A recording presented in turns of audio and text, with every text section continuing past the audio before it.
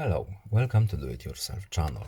Today I will show you where to find the option and how to hide status and navigation bars while we are taking our screenshot of our screen in Samsung Galaxy S22.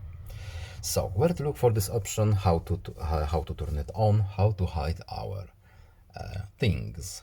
So we need to go to settings, then we are looking for advanced features here, and we have here screenshots and screen recorder options. And in the screenshot section, we have hide status and navigation bars.